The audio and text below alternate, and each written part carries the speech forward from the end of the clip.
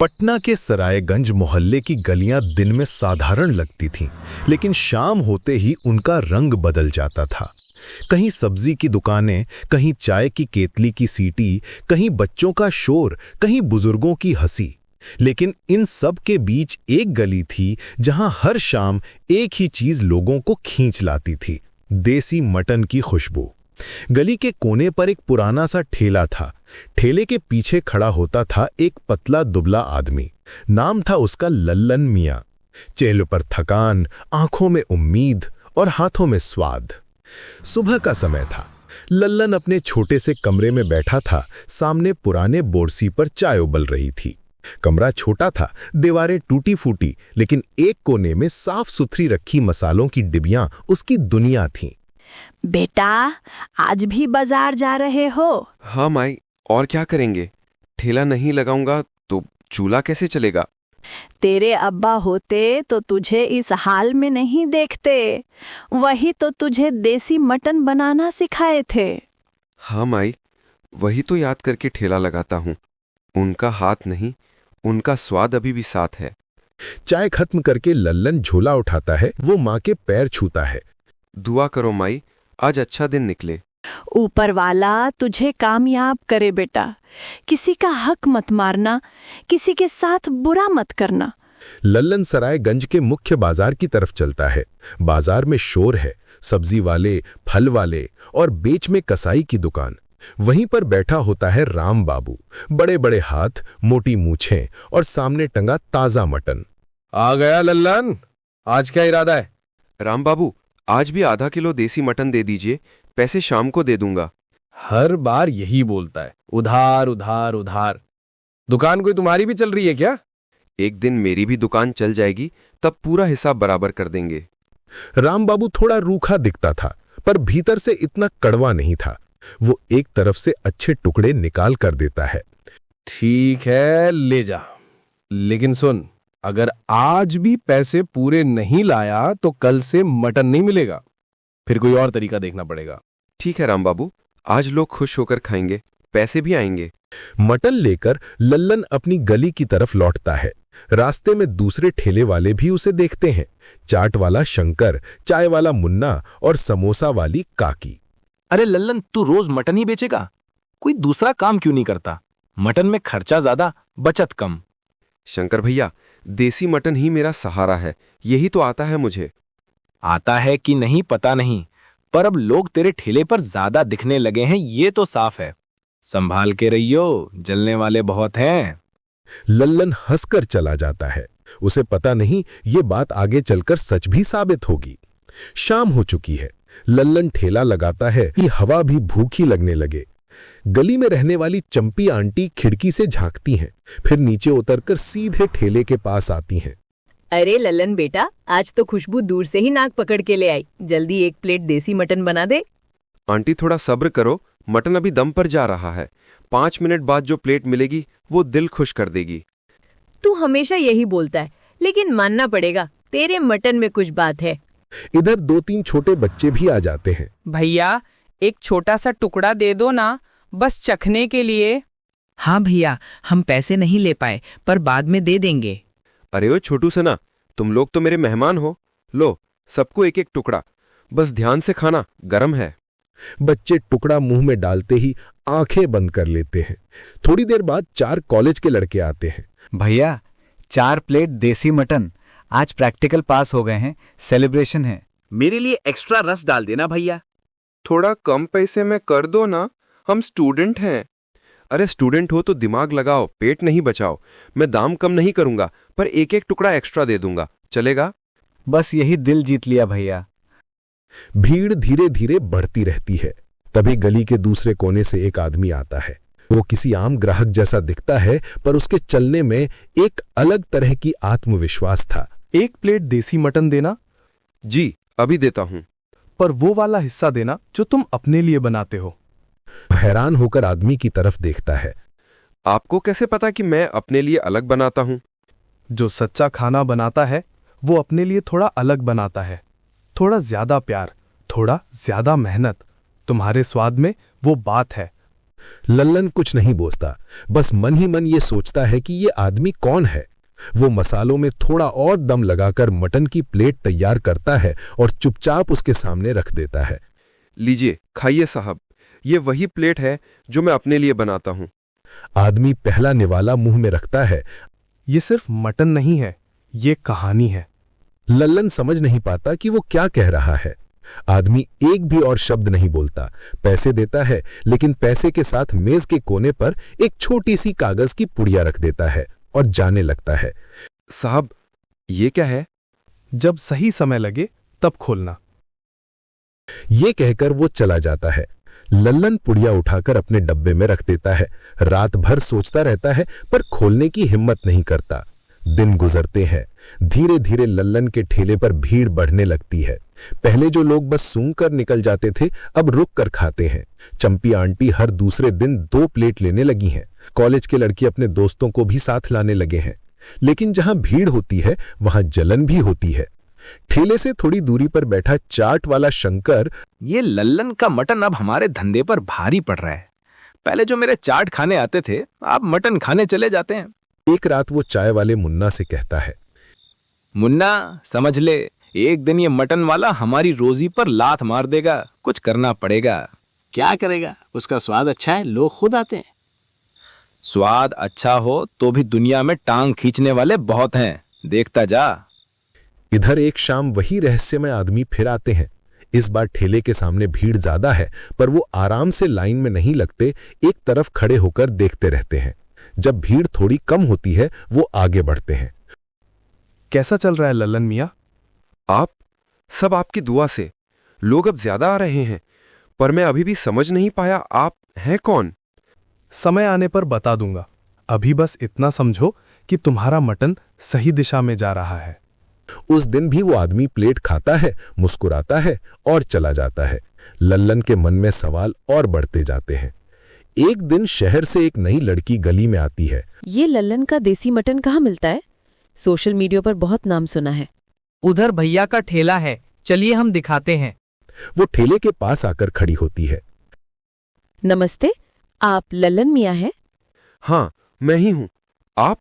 मैं रीना हूँ, एक लोकल न्यूज़ और फूड ब्लॉग चलाती हूँ। लोग आपके मटन की बहुत बात कर रहे हैं। मैं वीडियो बनाना चाहती हूँ आपके ठेले पर, आपकी कहानी पर। लल्लन को यकीन नहीं होता, किसी ने उसकी कहानी सुनने की बात आज तक नहीं की थी। सिर्फ स्वाद की बात होती थी, इंसान की नहीं। मेरी कहानी में क्या रखा है बहन? बस एक गरीब ठेले वाला हूँ। यही तो खास बात होती है, गरीब होकर भी अगर ठेला चमक रहा है तो उसमें कुछ है। चलिए शुरू करते हैं, कैमरा ऑन है।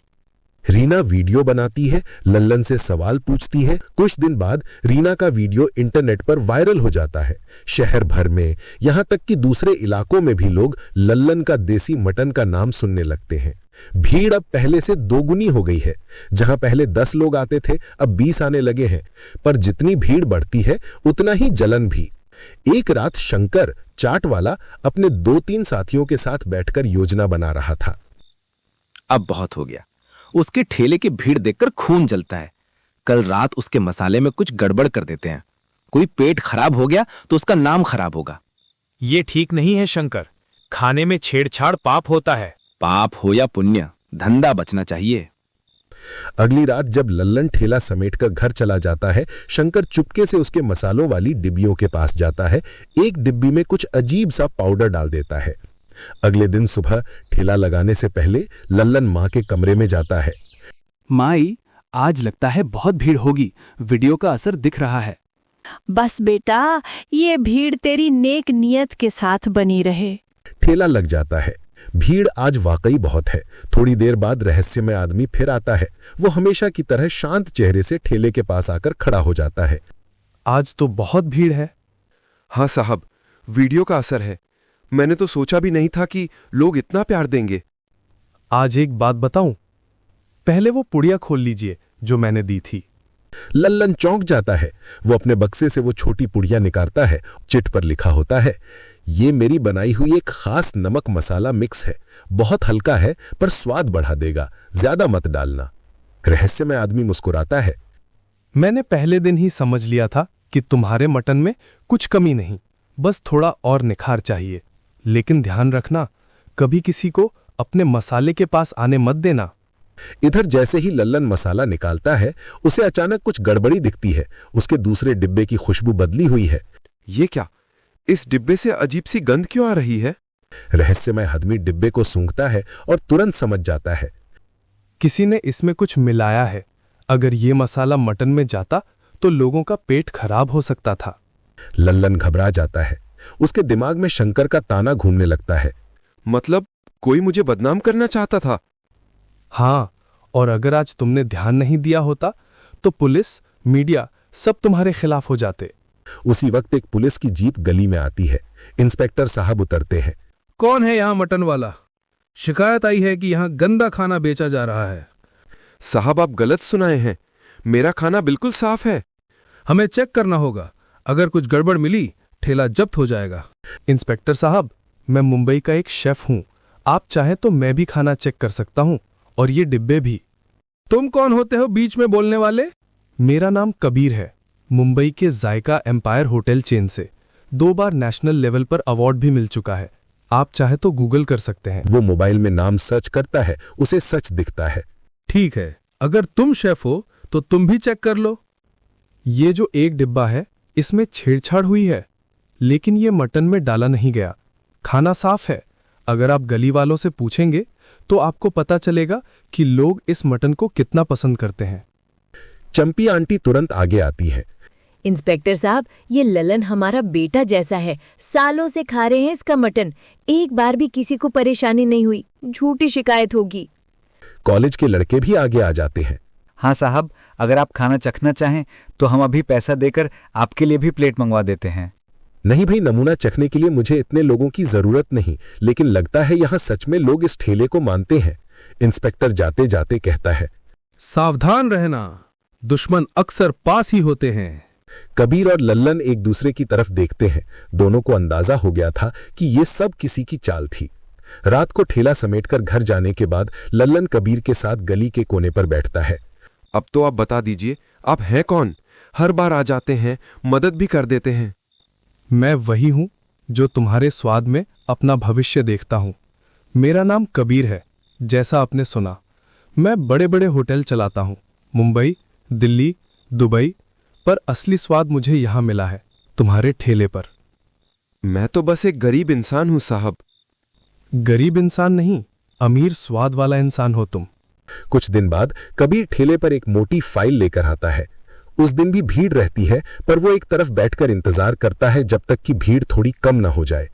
ललन मियाँ, अब बात साफ साफ करते हैं। जैसे आप कहिए साहब। ये कॉन्ट्रैक्ट है। मैं तुम्हारी देसी मटन की रेसिपी खरीदना चाहता हूँ।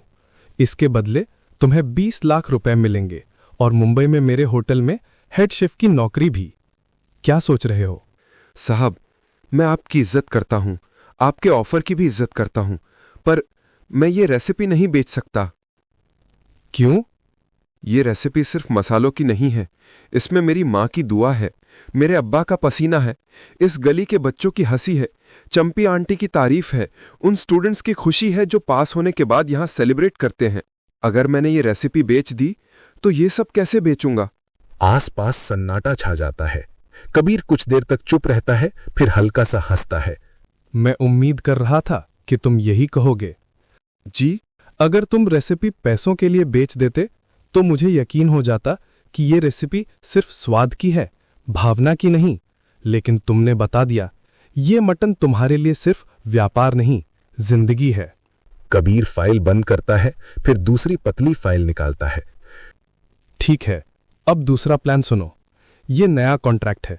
इसमें रेसिपी तुम्हारी ही रहेगी, ठेला भी तुम्हारा ही रहेगा, मोहल्ला भी तुमसे नहीं छीना जाएगा। मैं बस तुम्हारे ठेले को ब्रांड बनाऊंगा। मतलब नाम रहेगा लल्लन्स देसी मटन, टेस्ट ऑफ बिहार। मैं पैसा लगाऊंगा, तुम्हारे ठेले को साफ सुथरा बड़ा मजबूत बनवाऊंगा। मेन्यू प्रिंट होगा, पहचान बनेगी। दूसरे शहरों में भी दुकानें खुलेंगी, लेकिन हर जगह तुम्हारा नाम और तुम्हारा हिस्सा होगा। तुम मालिक होगे, सिर्फ रसोइया नहीं।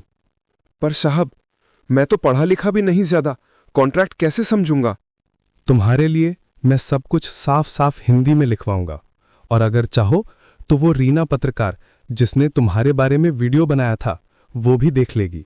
अगर वो कहे कि सब ठीक है तभी साइन करना। रीना भी वहीं पास खड़ी थी, कैमरा हाथ में।